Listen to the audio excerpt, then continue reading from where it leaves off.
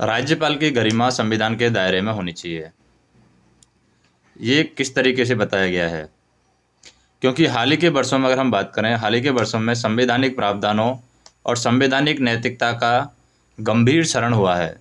चुनाव आयोग और महालेखा निरीक्षक परीक्षण जैसे संवैधानिक निकायों के साथ साथ भाजपा शासित राज्यों के राज्यपालों ने संविधान और उनकी सीमाओं का मजाक बना दिया है। इसके बारे में कुछ पॉइंट हैं वो इस तरीके से बताए गए हैं, जैसे कि संविधान के अनुच्छेद 153 में राज्य के लिए राज्य का प्रावधान किया गया है। जो 153 है संविधान का अनुच्छेद, उसमें राज्य के लिए राज्यपाल के बारे में बताया गया कि राज्य के लिए राज्यपाल होना चाहिए। वही अनुच्छेद 154 है, उसमें राज्यपाल की कार्यकारी क्षमताओं का उल्लेख किया गया है कि राज्यपाल की कार्यकारी क्षमताएं क्या होंगी, वो अनुच्छेद 154 में दिया गया है।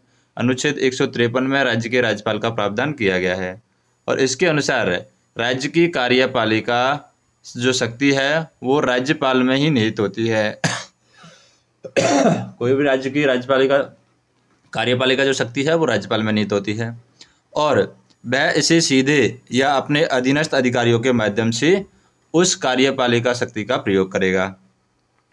अनुच्छेद 154(2) में 2(a) के अंदर बताया गया है कि राज्यपाल को किसी अन्य प्राधिकरण पर मौजूद कानून द्वारा प्रदत्त किसी भी कार्य का प्रयोग करने से प्रतिबंधित करता है।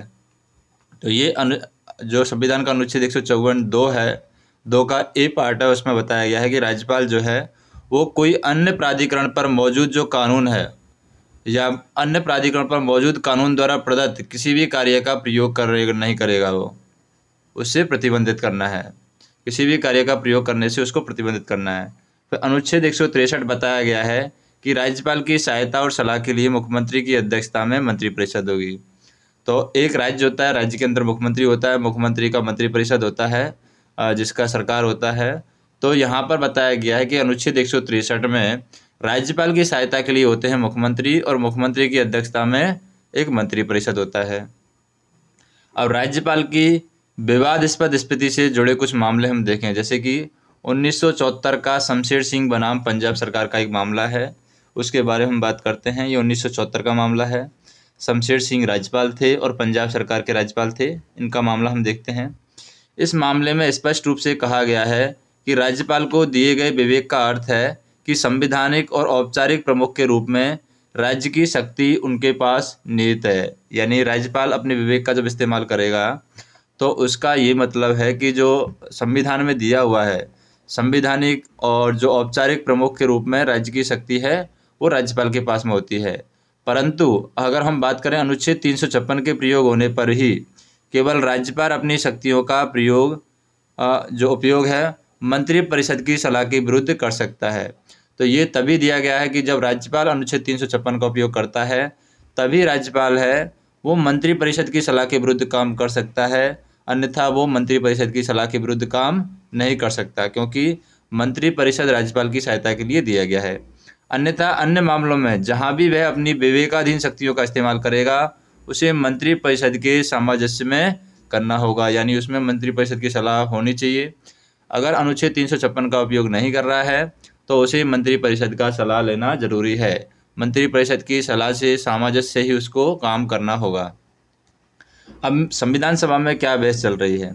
संविधान सभा में वर्तमान में ये बहस चल रही है कि राज्यपाल की शक्तियों को लेकर हुई संविधान सभा की बहस में डॉक्टर अंबेडकर ने कहा था कि यह सदन जानता है कि राज्यपाल के पास ऐसा कोई कार्य नहीं है जिसे उसे अपने विवेक से या व्यक्तिगत निर्णय से करने की आवश्यकता हो। तो ये राज्यपाल में बताया गया। संविधान सभा की बहस में डॉक्टर अंबेडकर ने बताया था कि राज्यपाल के पास में ऐसा कोई भी कार्य नहीं है जिसमें उसे अपना विवेक का इस्तेमाल करना है, व्यक्तिगत निर्णय लेने की ज़रूरत है। उसके लिए यहाँ पर मुख्यमंत्री दिया हुआ है और मंत्रिपरिषद दिया हुआ है। लेकिन आज की स्थिति क्या है, आज क्या हो रहा है उसके बारे में हम बात करें। आज ये हो रहा है, निश्चित रूप से राज्यपाल के पास दिन प्रतिदिन के मामले सहित प्रशासन में हस्तक्षेप करने की कोई शक्ति यहाँ पर नहीं है। यानी प्रशासन में राज्यपाल है वो हस्तक्षेप नहीं कर सकता है, ये निश्चित रूप से दिया गया है। और न ही विधानसभा द्वारा पारित विधेयकों की स्वीकृति देने से इनकार करने की शक्ति है। अगर कोई विधानसभा ने विधेयक पारित कर दिया है तो उस विधेयकों को स्वीकृति देने से इनकार राज्यपाल नहीं कर सकता है।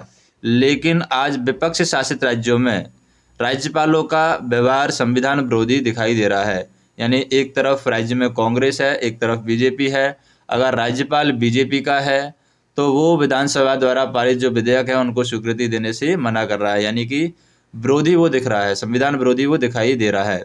जो विपक्ष शासित राज्य हैं उनमें राज्यपालों का व्यवहार है वो संविधान विरोधी दिखाई दे रहा है। दूसरी ओर भाजपा शासित राज्यों के राज्यपाल अपने कार्यों से च्युत किए जाने पर भी कोई आवाज़ नहीं उठा रहे हैं। यानी जो भी भाजपा शासित राज्य हैं उन राज्यपाल अपने कार्यों से वो हटा दिए गए हैं। जो भी राज्यपाल हैं अपने कार्यों से हटा दिए गए हैं, लेकिन वो अपने आवाज़ नहीं उठा रहे हैं।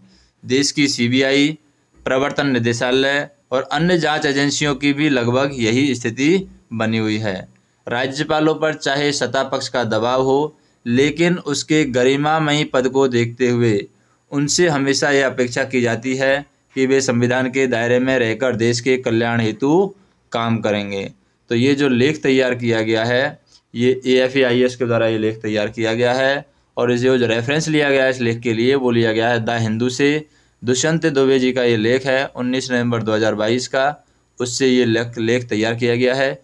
इसमें किसी के व्यक्तिगत विचार नहीं हैं, व्यक्तिगत विचार हैं तो सिर्फ दुष्यंत दुबे जी के हैं। बाकी हमने इसको एज ए वीडियो की फॉर्म में, ऑडियो की फॉर्म में सिर्फ रिप्रेजेंट किया है।